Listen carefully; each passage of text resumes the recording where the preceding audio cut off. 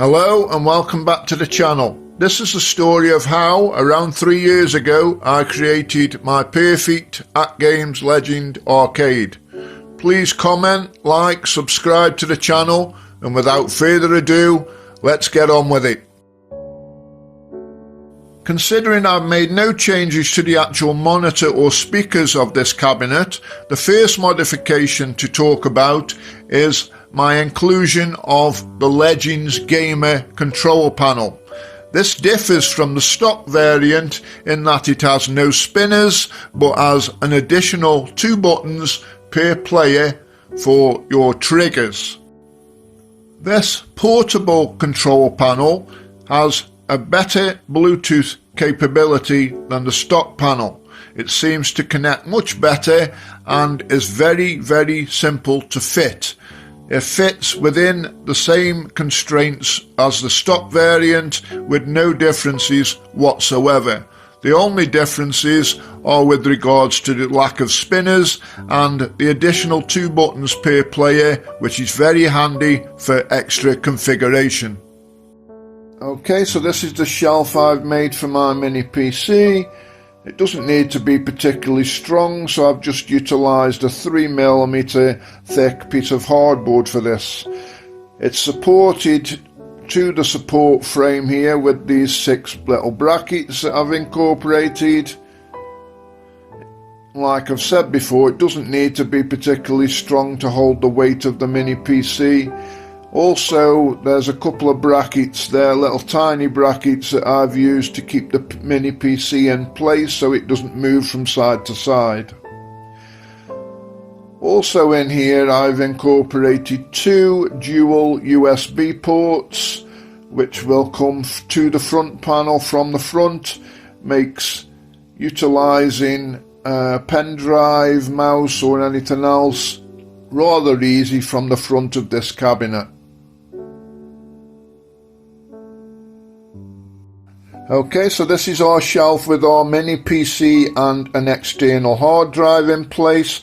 The cable in here runs to the 2 front dual port USB ports. On the right hand side port utilising the red cabling and the left hand side ports using the grey cabling.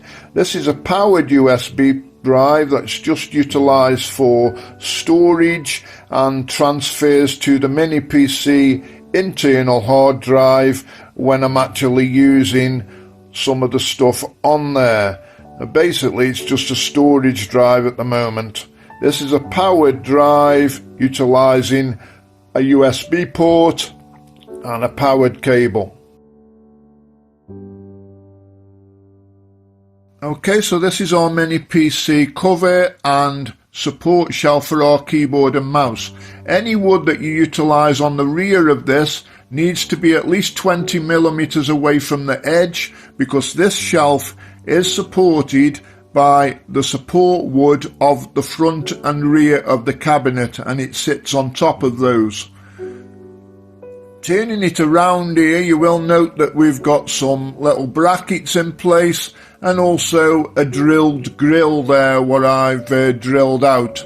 I couldn't be bothered to spend a lot of money on this, so I didn't buy myself a grill, and I didn't buy any specific wood for this. I've just used some timber that was knocking around, and it's 3mm hardboard. Okay, so with the mini PC cover panel in place, you will note some small brackets on the top of this. Here I have a 3mm piece of hardboard that's going to slide forward through the brackets.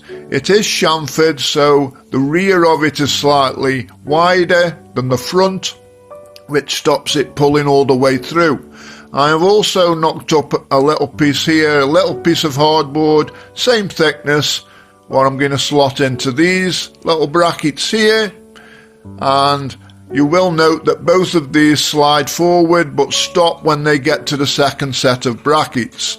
This is crucially important because these 2 devices are going to be used for a sliding keyboard and a sliding mouse access from the front of the cabinet.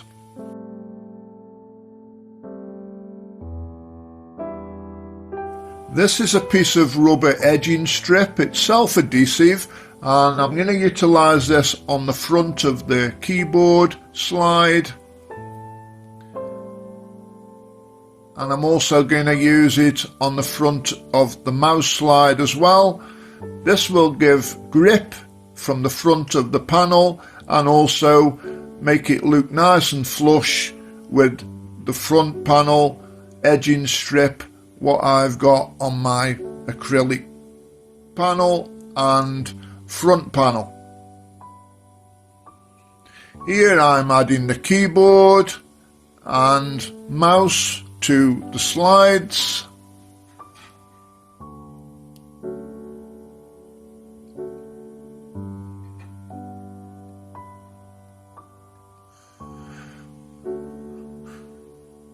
And then as a quick test, just to make sure that they slide as I need to.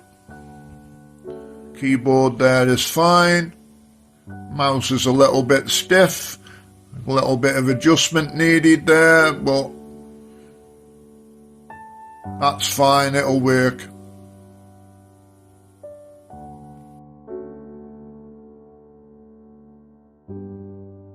Okay, so here's the keyboard and mouse slides with the rubber edging strip in place. I'm just going to test these now and make sure that they protrude enough from the front of the cabinet.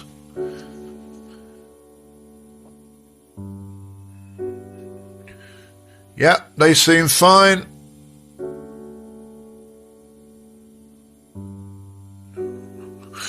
Now you will need to bear in mind that these are going to be covered by the monitor and also by your control panel. That's why they need to protrude from this shelf, and they need to protrude enough so you'll be able to grab the keyboard and grab the mouse from the front of your ATGAMES Legends with the panel in place. This is pretty much perfect, so I'm quite happy with that. I'll push everything back and we'll move on to the next section. Having placed the control panel back onto the machine, here's a quick demonstration of the keyboard slider. As you can see, it's easy to pull out and easy to slide back into the machine again. Once it's slid back into the machine, you will not see this as it's hidden underneath the control panel.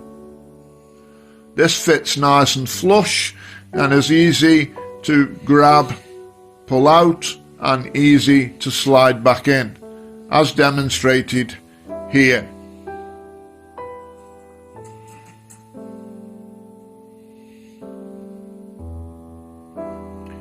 Now let's move on to the base section.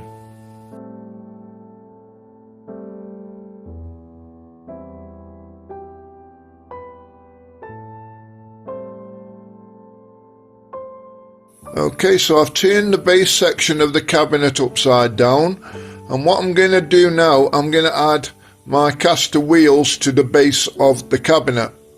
Now, you cannot just drill the caster wheels into the base of this cabinet because you're going to pull out through the wood. It's not very thick. So what I've done here, I've made a little frame and actually put the casters affixed onto that. Now, I made the frame while it was in situ on the cabinet. So I've actually built the frame around the cabinet itself. Basically, what that gives me now is a very, very snug fit around the cabinet, and the cabinet cannot slip out of this frame, and also the wheels, you will note, extend in front and behind the cabinet there. So basically, it doesn't lose any of the support that it's got, and it will keep nice and stable as well when it's in use. There you will see that the wood is quite flush with the edges of the cabinet there, and very, very stable in use. The actual wheels protrude beyond the cabinet slightly at the front and back, giving a real good support and stops any wobbling about. Also, the wheels do have locks on. The two wheels there have locks on, which means they can be stopped from turning and rolling as well.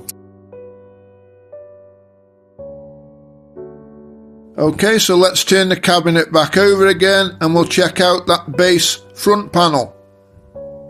Okay, so you will note that the ATGAMES Legends Ultimate has a bit of a naff base panel. I don't like that at all. So what I've done, I've replaced this with a sheet of clear acrylic of 3mm thickness. This just slides into the two grooves at the side of the panel, which are 5mm. So make sure any acrylic you purchase is less than 5mm. 3mm seems to fit perfectly, and I've also added 2 rubber edging strips to the top and bottom of this device. Okay, so situated behind the base panel is a large open void. Into this I've placed a display stand and also a neon effect joypad. This is a USB lit joypad that is powered by either your PC or an external USB device. For the small retro themed display, I've utilised 5 old Raspberry Pi cases that I had lying around. Here we have a Sony PlayStation, a Super Nintendo, a Mega Drive, a NES and a Game Boy. Also, we have the neon effect joypad.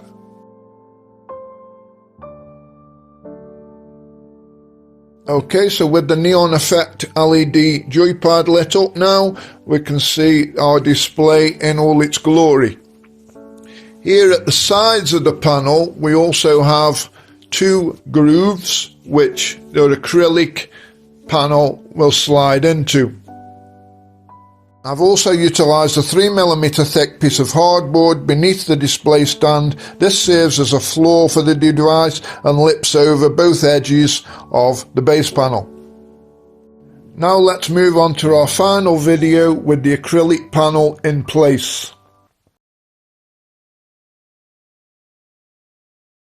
That pretty much wraps up this video. I'll leave you with some gameplay footage. Please comment, like, subscribe, and thanks for watching.